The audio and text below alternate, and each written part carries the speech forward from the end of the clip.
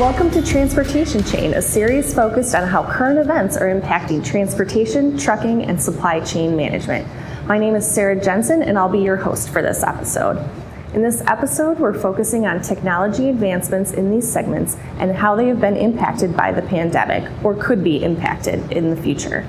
Food logistics and supply and demand chain executives, Editor-in-Chief Marina Mayer and Associate Editor Brielle Jekyll talk about emerging technologies and trends impacting the freight and transportation industry and how something like a pandemic can really fast-track developments of new solutions. Then, Kurt Bennick, Senior Field Editor at Equipment Today, and I discuss technology trends in the trucking industry and how the current health crisis could be a driver for continued advancement. And in our closing segment, Becky Schultz, editor of Equipment Today, examines some of the latest technology designed to help increase driver safety during and after the COVID-19 pandemic.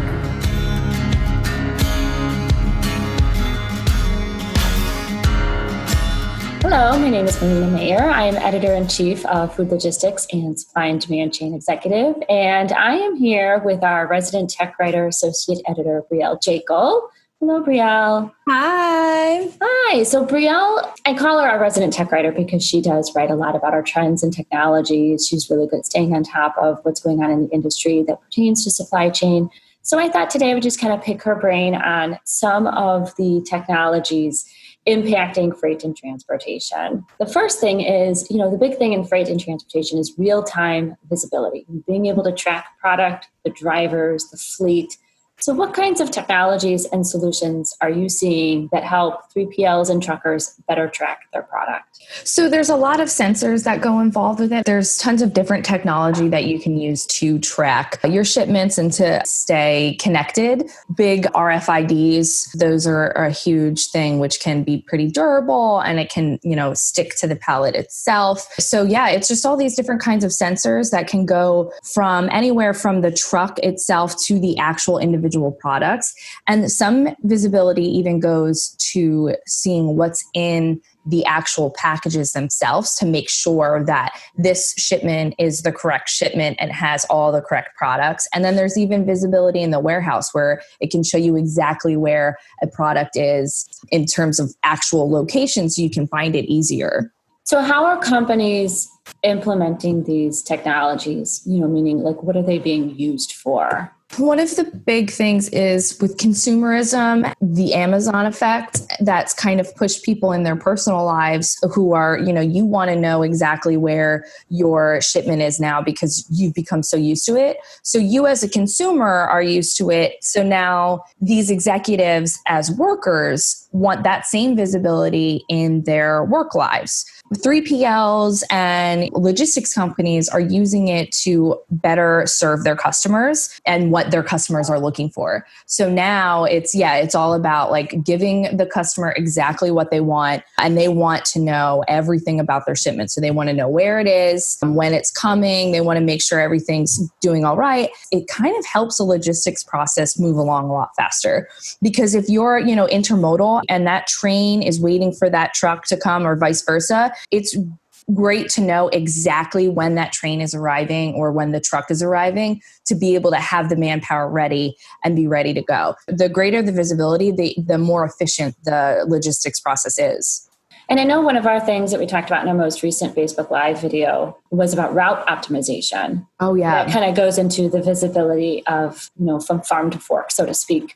So if you can kind of explain more on the route optimization status. The biggest thing, like I said, with visibility is definitely discovering pain points and trying to get around that. So yeah, there are some technologies that help you figure out which route is best and not just the fastest. Which one has rough terrain, because some shipments do better with rough terrain if it's faster, and then some shipments are fragile, so it's less likely. Some trucks are more durable.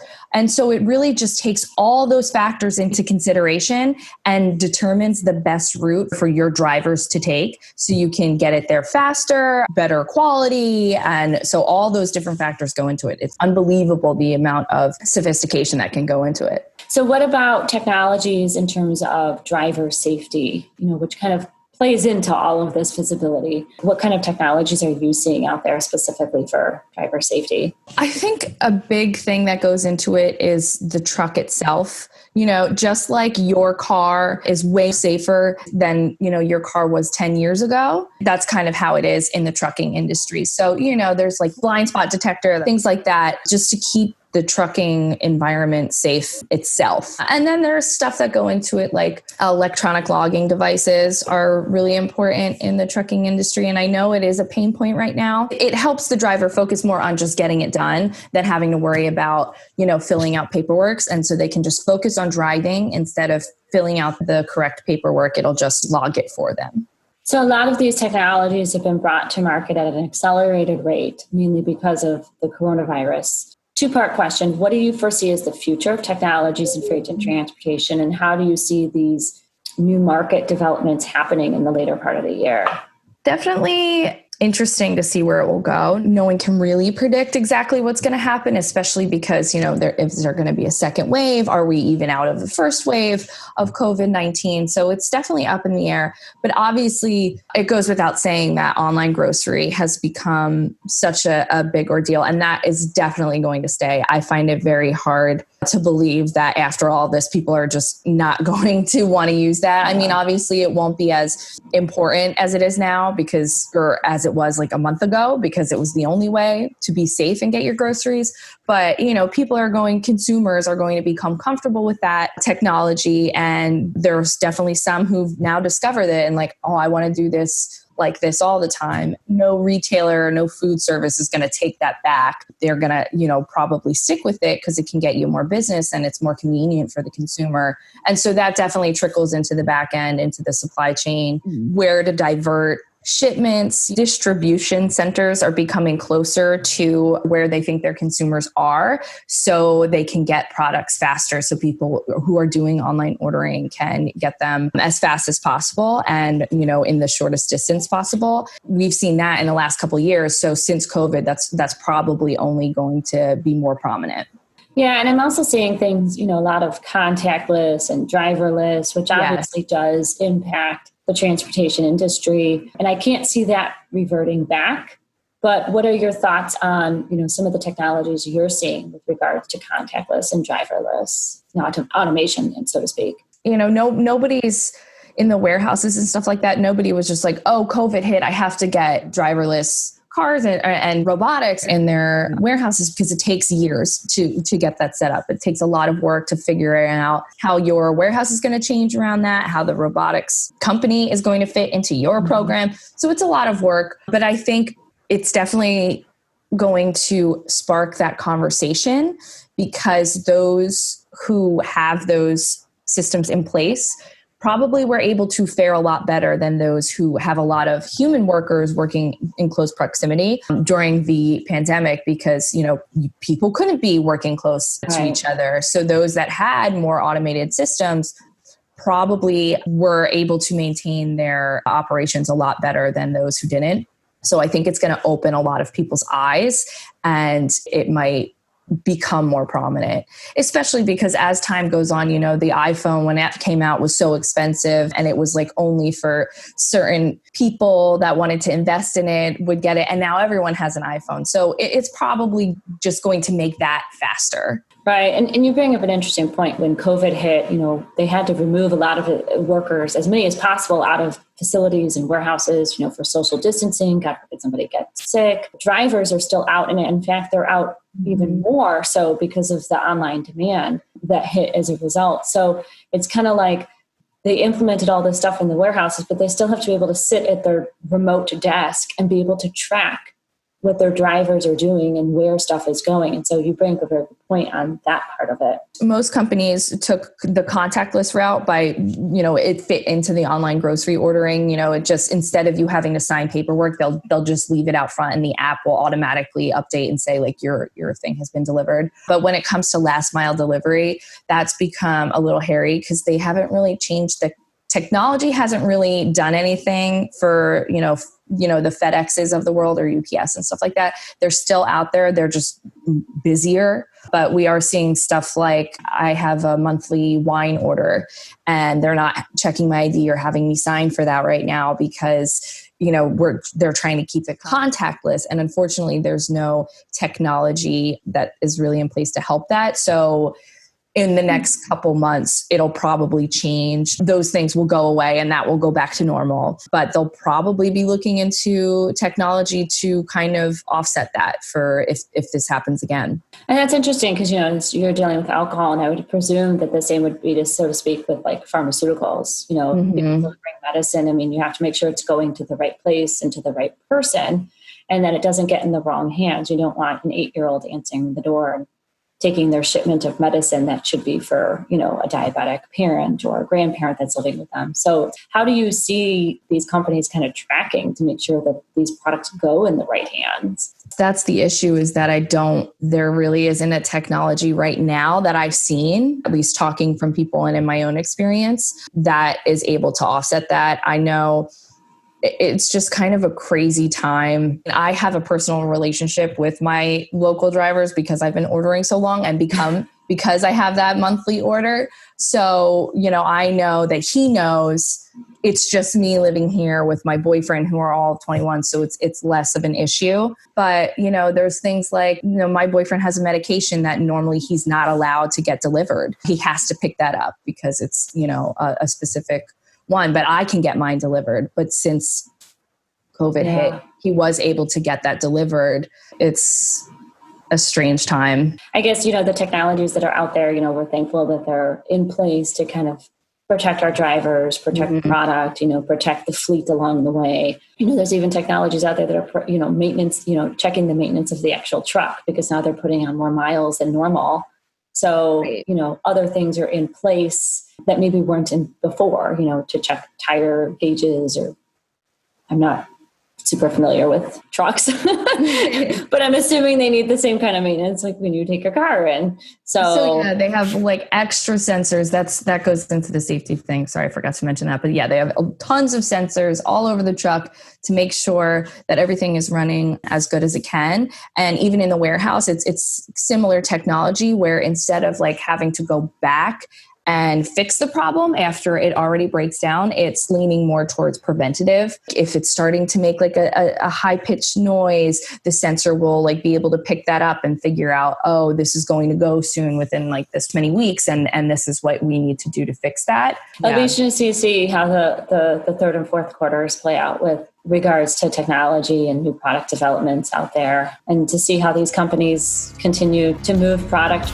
post-pandemic.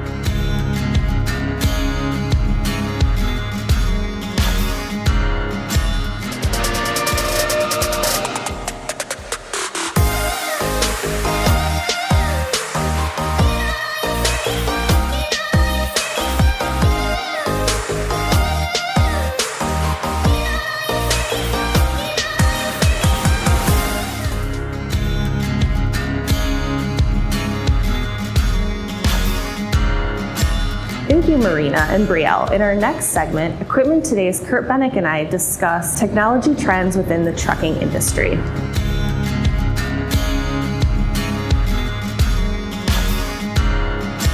Hello, I'm Sarah Jensen, editor of OEM Off Highway magazine, and today I am talking with Kurt Bennick, senior editor of Equipment Today, and we're going to be discussing some of the technology advancements we're seeing in the trucking industries. Thanks for joining me today, Kurt. Thank you, Sarah. So technology investment has been a continuous development in the trucking and other industries, but the COVID-19 pandemic has kind of brought to light a little bit of a need for further investment in some technologies, such as automation. We've been hearing from some of the research firms like ID Tech X that believes the growth of robotics and automation in logistics industries will really grow due to the pandemic, or what some of the things it's seen during the pandemic, with the need for getting supplies to people faster while protecting employees of these logistics companies and warehouses. ID Tech X says it forecasts annual unit sales of robots to double within the next 6 years. And while there's already large deployments at many places, they assess that the real global inflection point will arrive in 2024, beyond at which point the pace of deployment will dramatically accelerate. Some of the reasons for this includes, shortage of drivers, robots, and autonomous vehicles can help to augment some of the challenges associated with that. So Kurt, what are you kind of seeing on the technology side for the trucking industry? Have you been seeing a stronger push towards more technology implementation due to all this, or is it just kind of a continuation of what's already been going on? I think it's a continuation of what's been going on. This year we had the North American Commercial Vehicle Conference, which is very enlightening because most major manufacturers are on the same wavelength. They're all talking about connectivity, electrification, and autonomy. Those are the major talking points this past year in the trucking industry. Connectivity is more advanced than the other technologies because it's already here. It's already reshaping the way fleets are managed. With the growing trend towards the Internet of Things, components on the trucks are starting to talk to each other and communicate to drive efficiency. While the vehicles are generating an ever-increasing amount of data, it's filling fleet management software systems. While the industry's direction really has not changed during the current pandemic, some of the technologies have proven that the industry is definitely headed in the right direction. For instance, data is key to driving uptime. All manufacturers have instituted uptime programs that watch for potential failures and provide the data needed for fleet managers and owners to make well-informed decisions. Mack, Volvo, Freightliner, Kenworth, I don't think there's a Class 8 manufacturer out there that hasn't been using data to help drive decisions to decrease downtime. Then remote diagnostics, remote electronic service check-ins, and advanced service procedures that eliminate paperwork in the service departments in favor of electronic data communications with customers are helping manufacturers maintain critical services more efficiently while simultaneously helping efforts to social distance. It was an existing technology, but it really is helping with the pandemic, helping people in their efforts to social distance while maintaining the level of service that customers have come to expect. While the broader issue of automation holds a lot of promise for the future, the technology is still in its infancy, and it will not be an immediate factor during this current pandemic. Companies have autonomous test vehicles, such as Freightliner had its Inspirion that it tested out earlier in Nevada. They got a special permit in Nevada in order to test the vehicle. But, autonomous at this stage are mostly prototypes. With that said, autonomy does hold a lot of promise for the future, and the current crisis further validates continued development efforts. Yeah, we've seen a lot of growth and investment in R&D efforts with that as well. While it's a future technology still at this point, there's many forms and aspects of it. Are there any specific advancements you're seeing currently regarding automation for trucks or other heavy-duty vehicles? There are, and I think a lot of it is people have misnomers about autonomy. They think of autonomy as being a self-driving truck with no driver. In reality, autonomy is more of a gradual road to get to that point. There's a lot of different features that are being added or taking us down the road of autonomy. Autonomy is gaining a lot of media attention. Don't expect the highways to be full of driverless trucks anytime soon. The term autonomy may conjure up images of driverless truck technology, but autonomy comes in many forms. SAE actually defines 5 different levels of automation. I'm going to run through the levels here because it's important to understand where we're at and where we're going. Level 1 is driver assistance. One function is controlled automatically, such as speed. That'd be like the cruise control in your car. Level 2, that's where we're at mostly today, is on partial automation. Well, steering and speed are automated with the driver ready to take control of the vehicle. The driver is still in the vehicle, he's still monitoring, but he doesn't have the stress of having to control the throttle and steering. The vehicle is doing that for him, but he's always poised to take over in case there's a malfunction or he sees something that he needs to intervene. Then there's level 3, which is conditional automation. All tasks are automated in some situations, such as driving on a highway. All safety critical functions are automated, but the driver is present for certain traffic and environmental conditions. So there might be certain stretches of road that are automated, where on the side streets or at loading docks, the operator still needs to be present to manually control the vehicle. Then there's level 4, which is high automation. All tasks are automated in limited environments with the driver present. It is automated to perform all safety critical functions. The ultimate goal, this is what most people think of when they think of automation, is full automation. Automation handles all roadway conditions and environments without a driver. the system performs equal to a human driver in all scenarios and conditions. Like I said, that's the ultimate goal, but we're not close to reaching that at this point. And I mean, we're basically starting with SAE level 2 automation today. Manufacturers are investing heavily in research and development to progress to higher levels of autonomy in the future. Right now, we're seeing a lot of advancements in driver-assisted technologies, which help address the issues of keeping an aging workforce behind the wheel. You know, the physical force to drive a vehicle is being reduced, and also to keep the novice operators who are less skilled. Some of these include predictive cruise control. What I mean by predictive cruise control is you can actually use the GPS systems in the landscape, and it actually looks up to a mile ahead of the truck, and it will know downhills or uphills, and it will put the truck in the correct gear and prepare the truck for that situation. Because you're talking about 80,000 pounds going down the roadway. It can't be instantaneous when it gets there. You need to kind of predict what's coming next so you can be in the correct gear for the situation. There's also, they actually call the Predictive Cruise Control PCC system. And like I said, it looks up to a mile ahead and adjusts engine output for uphill and downhill. It also gains you fuel efficiency based on being able to optimize the truck for the ground conditions. Another thing that we're seeing, and Volvo introduced this in Mack trucks as well, is dynamic steering assist, because the drivers aren't getting any younger and it takes a lot of effort to steer the truck. It's basically a hydraulic steering assist system that improves maneuverability, and it lessens steering effort by up to 85% at low speed, while maintaining a stiffer feel at highway speeds. The dynamic steering is also said to reduce driver fatigue through reduced steering effort while reducing road shock transmitted to the steering column and steering wheel.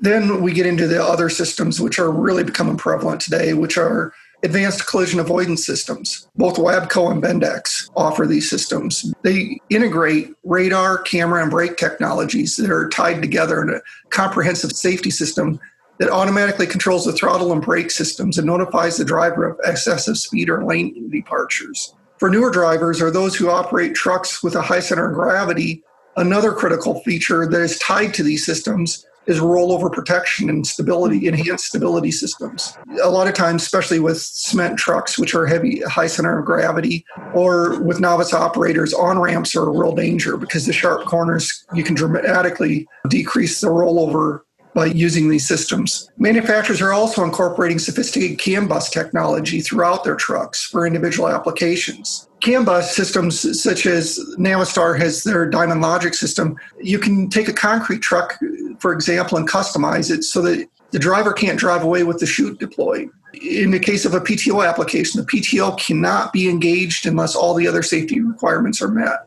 You can actually customize the truck to the specific application, whatever that application is, by writing software for the CAN bus system on the truck. Now, on the path to autonomous, other technologies are being tested in several states. And Sarah, I understand you know a lot about platooning, which is another one of those technologies. Yeah, so platooning has been under development for a while. You know, it's the wireless connectivity between two or more trucks. They follow a little closer together than currently regulated between trucks on freeways. There's a lead truck and then follower trucks. I know the ultimate goal is to have just like one driver in the lead truck and then the others be driverless, and the following trucks all do the maneuvers that the lead truck does. And the goals are to help make things more efficient, help improve fuel efficiency, because you have the drifting that goes along. The truck is supposed to be reduced and help improve fuel efficiency. And also it's supposed to make things more safe on the roadways because the trucks can react faster through the use of the various electronics components than potentially a human driver can. During a recent webinar hosted by Purdue University, company Peloton, which has been developing the platooning systems for several years now, discussed its ongoing work to develop the technology and said it's focusing on making it more of a driver assistance system, not as opposed to self-driving trucks. It'll help with the gradual steps towards reaching full autonomy at some point when we can maybe get to a point when there aren't drivers in vehicles. But for now, it's meant to be a systems that could be used now to help improve efficiency and safety on roadways. It includes a variety of systems, including the departure warning and other related systems, stability control, and air disc brakes, all which have become a little more prevalent in the industry, as you were mentioning, to improve safety. And it was announced during that webinar that there's a stretch of roadway between Indiana and Ohio where they'll be testing these types of vehicles to see how they can interact with in real world operations. Other roadways in the US where this is being tested, and in Europe, they've been testing it as well for quite some time. But beyond autonomy, are there other key technologies you're seeing being focused on currently within the trucking industry? Basically, attracting drivers is one of the key things. The driver shortage, of course, has been eased because of the pandemic. But when freight starts to move and people start to move materials again, going to reappear where the same problem that we've been facing. Aging drivers and keeping new drivers safe on the road while keeping older drivers behind the wheel. Technologies that keep aging operators behind the wheel and protect novice operators seem to be gaining a lot of traction. Transmissions have almost all converted from manual transmission to either automated or automatics. This not only widens the driver pool, it relieves a lot of physical stress off aging drivers, especially stuck in traffic. How many times they have to activate the clutch and relieve the clutch, that's a lot of strain given 8-hour or 10-hour day. The same with technologies such as dynamic driver assist. Another key focus is electrification. Pickup and delivery application in areas with air quality issues such as the ports are a few of the initial targets for electric powertrains. But almost every truck OEM has introduced an electric truck or made an announcement of an upcoming electric truck offering. There are many discussions on range and battery technology, and the manufacturers plan to invest heavily in the next few years. This is one area to watch. It's uncertain as the downturn due to the pandemic may place a strain on R&D budgets. So we don't know if that's going to slow down the pace of the electric truck development or not, but there might be some impacts due to the budgeting constraints. Yeah, we've heard a little bit of the same, but we've also heard some people say that it won't constrain R&D budgets. There might be more of a focus on R&D efforts during this downtime. So it'll be interesting to see. Truck OEMs in Europe have been talking about how they want economic recovery plans to also have a focus on continuing efforts to reduce emissions and meet targets put out during the Paris Climate Agreement. And then California actually just announced it's going to require that half of the trucks sold in the state be zero emission vehicles by 2035 and all of them by 2045, which will likely, aid with continued development efforts with OEMs and other component manufacturers and things. So it'll be interesting to see how that all progresses in the coming years. Do you foresee any of the technology coming to the trucking industry because of the COVID pandemic? Do you think it's just kind of a factor that'll push things that are already efforts that are already continuing? It's validating a lot of the efforts the truck manufacturers already started. They were already headed down this road, and I think it's validating a lot of the decisions they've made. I don't think the current pandemic is necessarily driving new technology in the trucking industry. Rather, it's validating the direction that the industry is already heading. Mm-hmm. I think we will continue to see a focus on connectivity, electrification, and automation. There have been a negative impact on the amount of trucking activity and the resultant sales. It remains to be seen how that will impact R&D budgets, but we're definitely committed to those three areas. Yeah, I would agree. We've been seeing much the same, and even same on the off-highway heavy equipment side of things. Thank you for taking the time to talk with me today, Kurt. Thank you.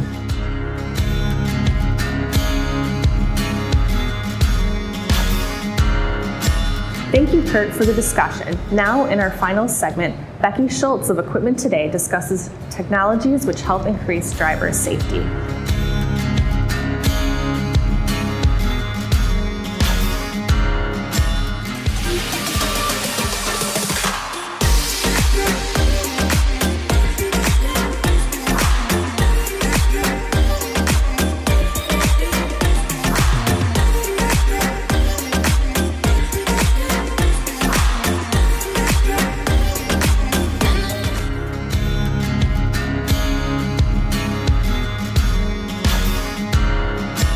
Numerous technologies have emerged over the past several years intended to enhance driver safety and reduce liability for construction and related transportation businesses. A number of these technologies have taken on additional significance during the pandemic as construction and transportation companies look to ensure the safety of their workforce, both on and off road. One example is technology used to reduce distracted driving resulting from mobile devices. According to the Centers for Disease Control and Prevention, each day in the U.S., approximately 9 people are killed and more than 1,000 injured in crashes that are reported to involve a distracted driver. The risks rose during the pandemic as traffic levels decreased, but traffic speeds increased. Truce Software is among the suppliers offering platforms employers can use to manage mobile device usage during work hours, essentially allowing employers to limit the types of apps employees can access while performing certain tasks, such as driving, or even throughout the workday. Companies such as Walsh Construction have successfully implemented the technology for employees using company vehicles and mobile devices, and it continues to explore the opportunities to further increase its application. Another example of technology gaining significance is vehicle dash cam systems. These systems can alert you to improper driving behavior as well as protect your company against liability risks. A recent innovation in this area is Verizon Connect's integrated video, which ties into the company's telematics systems technology. Integrated video provides added data insights as well as video clips to fleet managers and operation managers tasked with making sure drivers and their vehicles are safe and protected. According to Kevin Aries, head of global product success at Verizon Connect, the goal is to proactively address harsh driving incidents. He states, we want to deliver that insight to the company so that they can not only have that conversation with the driver and really talk about what happened in that video clip and why there may have been an instance of unsafe driving, but also as a way to protect the company against potential false claims or anything liability related. Samsara uses artificial intelligence to help analyze the data captured by its dash cams. AI is used to identify the most important parts of the videos captured to provide fleet and operations managers with actionable data. According to Sarah Loja, senior product manager at Samsara, what the AI really does is say, here are the most important things that we think you should be paying attention to. Whether that's distracted driving, whether that's rolling stop detection, that sort of embedded computer vision capability that the AI makes possible on the dash cam. Communications technology also continues to evolve to deliver a safer driving environment. One such system is the Zello Work push-to-talk app. This app is intended to make communication easier and safer by allowing immediate communication at the push of a button on a mobile device. Cheney Enterprises, which supplies and delivers ready-mix concrete, sand, gravel, and other construction materials throughout the Mid-Atlantic region, switched from a traditional closed-loop 800 megahertz channel system to Zello Works as a way to enhance the safety of its drivers. Here's more from Erica Magdalinska, marketing manager at Cheney, to share about how the company is using the system in its operations. So we use it in about 2 out of the 3 main regions that we do business in. We have a mixture of, the mics that use the Bluetooth through the iPad. And then, we tried using some of the built-in, radio tone CB style units that you have. So I think we tried out the bolt-in to see how that worked, and we really like, that feature. So I think we're going to be, eventually moving over to that. And it's just really convenient, for the drivers. They just hit a button. They don't have to touch their iPad. They just hit a button on the mic, and then it opens up the designated channel so the drivers can communicate, and then they can still stay, DOT compliant, with the no handheld devices law.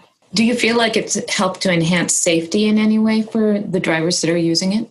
Oh, absolutely. It was, definitely, transition to get drivers to, stop touching their phones, stop touching their iPads. So this, really helped them to be compliant. There's a lot of communication that needs to occur in our business. There's a lot of last minute questions and customer needs that pop up, obviously traffic issues. So it really helped us, still have that communication piece, which is very important for our business. But, while still, allowing drivers, to focus on the road, and their main job, which is to deliver our products, on time and in spec. Absolutely. Have you seen any advantages of using this given the current situation right now with COVID-19? Is this something that has helped facilitate communication in any way because of that? I think it helped us way before COVID-19. Our business, we've got people kind of already spread out and they're already, distancing themselves anyway because they're, just all over the place. So I wouldn't say anything specific to COVID-19, but overall with our business, it's just been really instrumental in, being compliant with the no handheld, phone law. Overall, it's just kept our drivers safer and compliant, and also just still able to do their jobs. I can't stress enough how communicating with them is really important what we do. Some people don't understand how the construction industry, it just changes day to day, hour to hour. There's all kinds of issues that, our guys face on the road, whether it's traffic or construction, road work and something closes or there's an accident, or customer changes their mind as far as like where they need the exact, product to be delivered because the job sites can be, massive.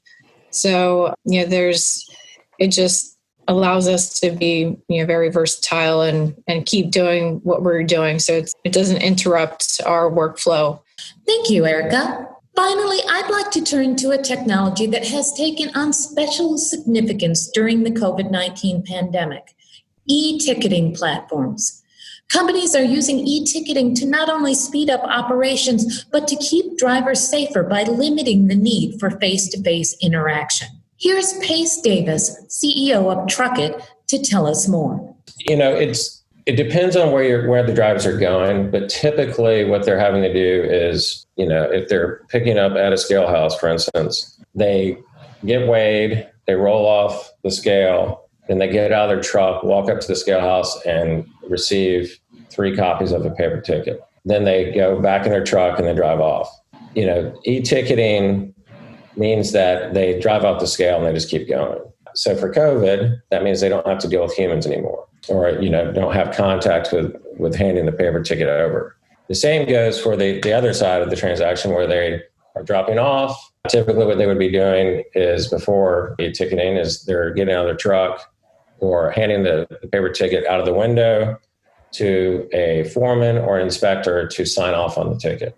So what has happened with COVID is, it was, I guess, back in March when states started to lock down, the states that were already in the process of creating an e-ticketing specification decided just to roll that out, but seriously, relax on what was needed to be compliant. So, one example I think is Florida, is they've taken it all the way down to the scale house just needs to send a spreadsheet of the tickets and pictures of the tickets to the inspector, the DOT, via email. That's as bare bones as you can get. Other states have said, we still need e-ticketing as far as the ticket is sent to an app or sent, up into the cloud where the driver has an app, then the inspector has the app. And the inspectors, if it's asphalt paving, for instance, can enter information against those tickets, but there's no paper ever handled. So that has completely changed the game on e-ticketing uptake. So, I would say in the last 3 months, we have seen that the industry completely change on what people need and what they're asking for. Thank you, Pace.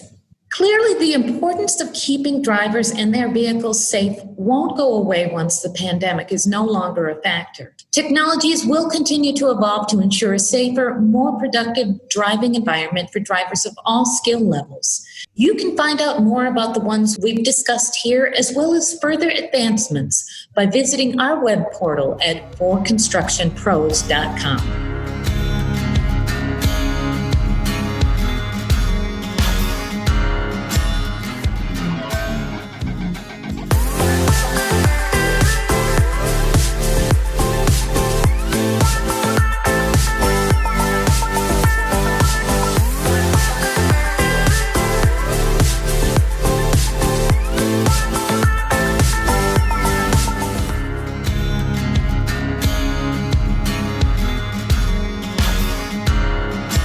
That's it for this segment of Transportation Chain. Thank you for watching, and be sure to tune in next time as we take an even deeper dive into the COVID-19 impact on transportation, trucking, and supply chain management.